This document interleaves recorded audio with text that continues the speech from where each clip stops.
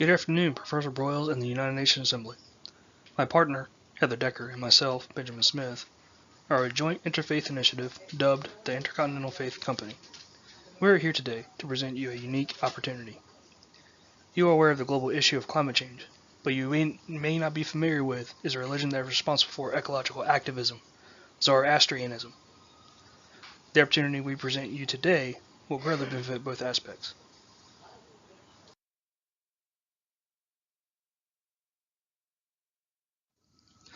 Of course, as with all presentations, we're going to tell you what we're going to be talking about, then we're going to talk about it, and then we're going to summarize everything we just said.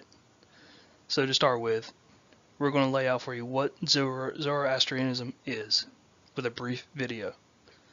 Then I'm going to expound on its origins and the history of it, where it all started. Then my partner and I are going to team together to talk about Zoroastrianism and climate change and how they integrate together. Then my partner will talk about the history of climate change, and she'll expand on the climate change and environment of Iran. Then we'll both expand on our proposal to present to you, our viable solution for both issues. Then my partner will expand on the summary, and we'll continue on through the contributions of each team member and the works cited page.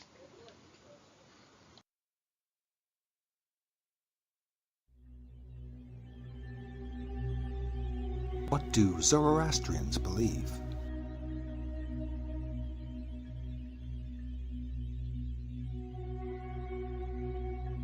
Zoroastrianism is the world's oldest monotheistic religion, going as far back as the Bronze Age, possibly as far back as 2000 BCE.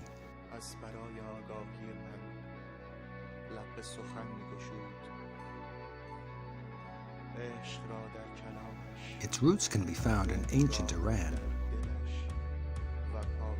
The founder and prophet was Zoroaster, who proclaimed that there was one God and creative force, Ahura Mazda, which means wise Lord, who represents light in the darkness.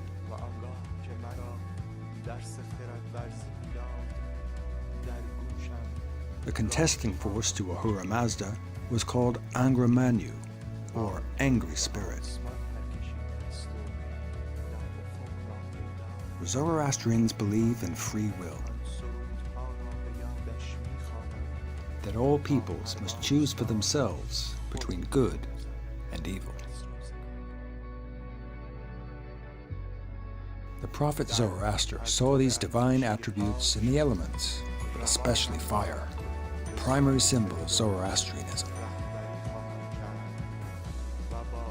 Fire is respected as a conduit for wisdom and spiritual knowledge. Adherents worship at fire temples, such as the Zoroastrian Temple in Pomona, New York, where members pray in the presence of fire and focus on their most sacred tenet of good thoughts, good words, and good deeds, as well as taking care of the earth.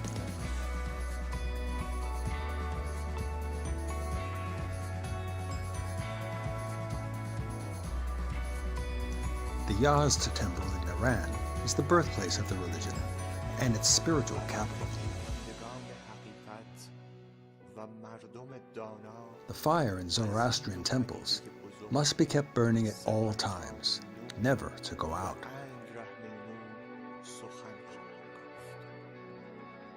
The fire in the Yazd Temple is said to have been burning for the last 1,500 years.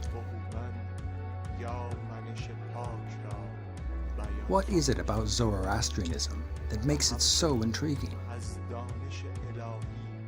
It is said that this is the religion that had the most influence on all the major religions that came after it.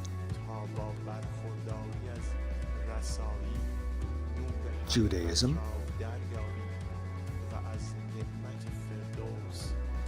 Christianity, and Islam. Even before these major faiths took hold, Zoroastrians were already steeped in concepts of angels and demons, heaven and hell, coming Messiah, judgment after death, resurrection, and recreating heaven on earth at the end of time. In fact, December the 25th, the day Christ's birth is celebrated, was also the birthday of the Iranian deity Mithra. And this is why there are followers of Zoroastrianism, known as Magi, present at the birth of Jesus.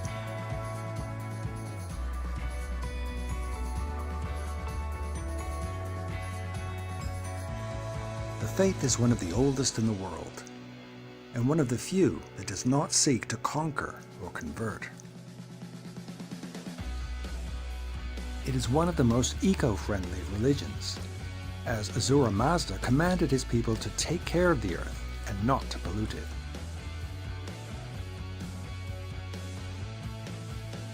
But with less than 200,000 members worldwide, it is also the one most likely to disappear by the end of the millennium.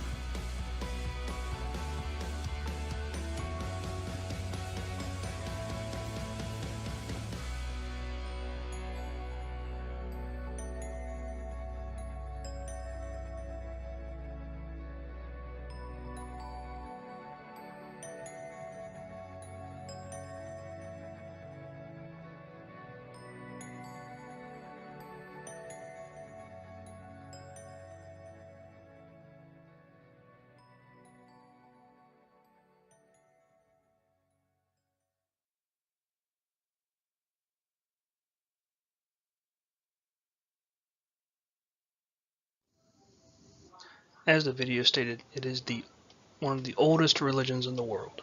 It is even dated back around the same time that Hinduism began. It was established in Iran, and as with all ancient religions, their Asha meaning truth.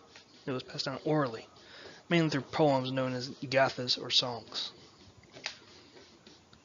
It's also named after its creator, Zarathustra, in Iranian, or better known as Zoroaster. The main deity of Zoroastrianism is Ahura Mazda, which means wise lord.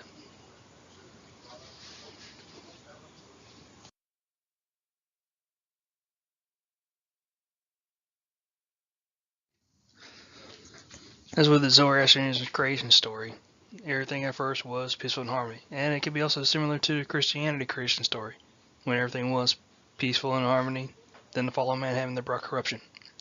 Well, it's a little different with Zoroastrianism. Zoroastrianism had Ahura Mazda as the creator of everything good, but Ahura Mazda had an enemy called Angra Mainyu, and he created everything that was corrupt and evil. To combat Angra Mainyu's corruption, Ahura Mazda put it on us to sustain the purity of fire, water, and soil to produce the good vegetation and the good animals. Everything that was good that he created, we have to maintain and sustain, and get rid of all the destruction of evil forces that Angra Mainyu has instilled in the earth.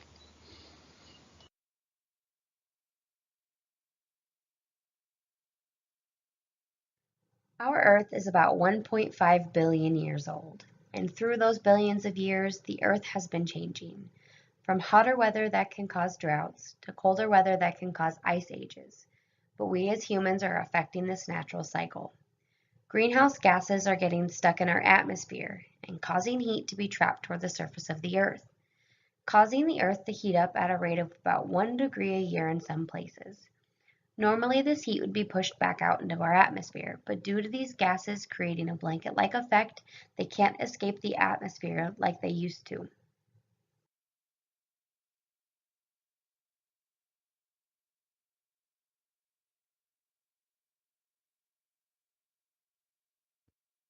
As previously mentioned, the Earth is heating up at about 1 degree a year in certain places, and we as humans are affecting the natural carbon cycle of the Earth.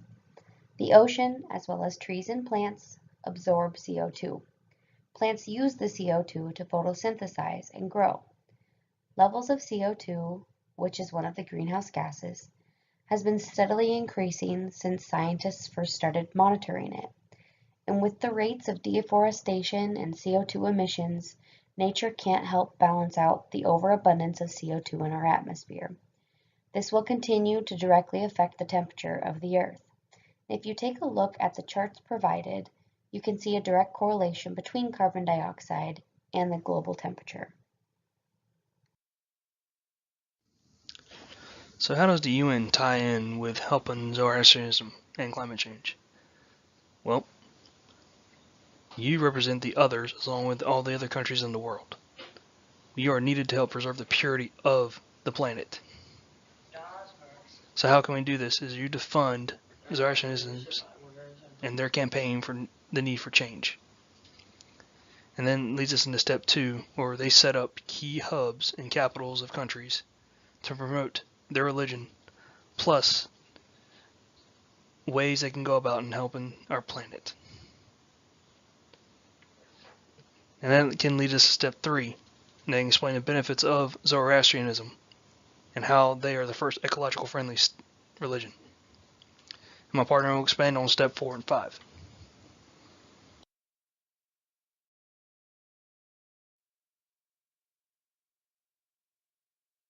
As many of you know, we haven't been able to find sustainable life on any other planets.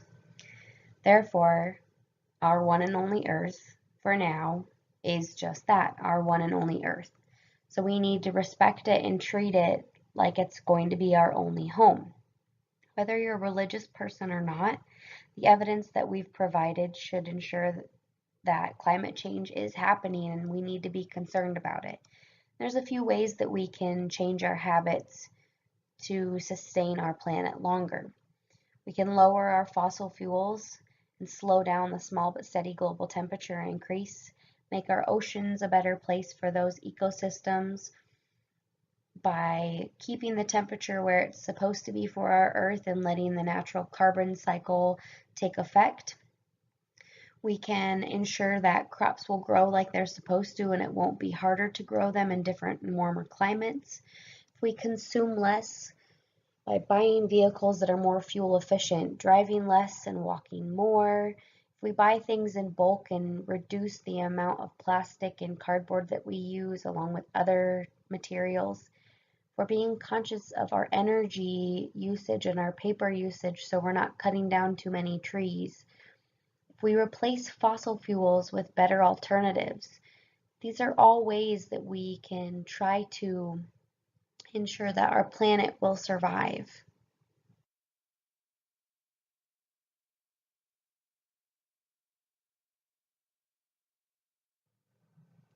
These are our contributions as a team to our project. I did the title page, the history of climate change, CO2 and global temperatures. I chose the chart for the United Nations proposal slide. I started our works cited, briefly edited slides 2, 3, and 4. I was responsible for our summary slide. I edited this slide. I did the voiceover for this one as well as a few others. Benjamin edited my title page. He embedded the video in slide 2 that you see. He created the origin slide as well as the slides pertaining to religion and how they tie into climate change.